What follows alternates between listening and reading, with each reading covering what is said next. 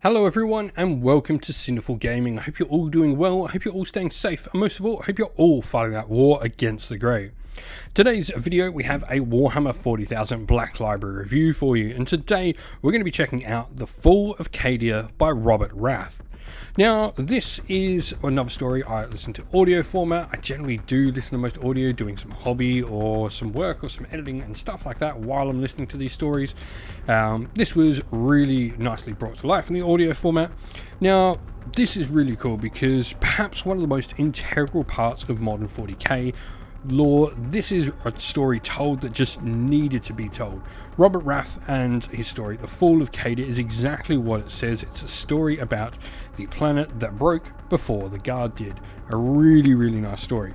This story takes place after the initial probing attack of Abaddon's Vanguard forces and after they are defeated by the forces of Cadia, and it starts sort of as the world is celebrating what they think is a mighty victory. However, Castellan Osaka E. Creed sees this victory for what it is. He sees it as just the beginning. He sees that Abaddon never made planetfall. It just doesn't make sense to him that the War Master would not. He sees this as a probing attack despite the size of said probing attack. Now, the story takes us through all the big hits you would expect it to, showing us viewpoints from all the major players in the story, from Creed, obviously Abaddon, and even, you know, the Necron, Tarzan, the Infinite, Warhammer 40k's resident toy collector, troll, maniac, whatever you want to call him.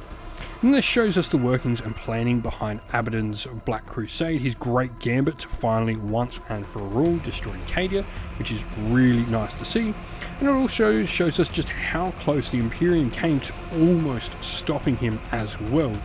What is one of the biggest calamities to ever befall the galaxy very nearly was stopped.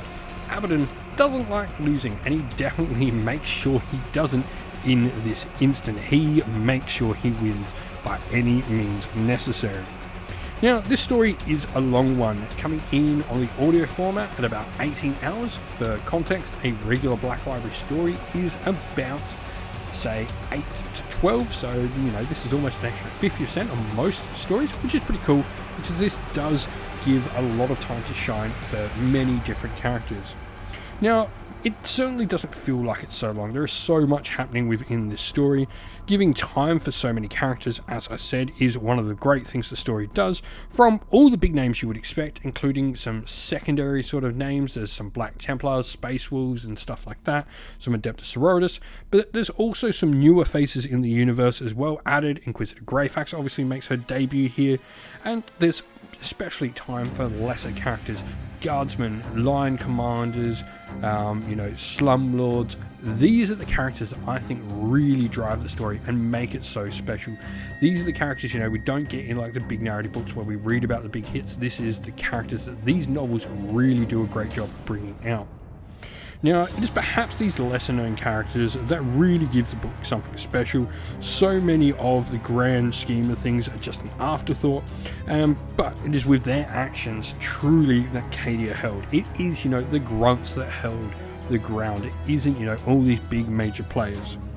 I would have liked maybe to have seen this book come out in 2 parts and given us that first initial assault to really sort of show just exactly how large Abaddon's force was for this Black Crusade. But I'd also like time as well to maybe see the story of the child from the fortress as well, which I think is an incredibly interesting story that's not told enough about. But you'll find out more about her as you read the story yourself. For me, this is a really big epic story. I think it's well done. It's great to see an event like this given the full sort of Black Library narrative treatment. 4 out of 5 stars easily for me.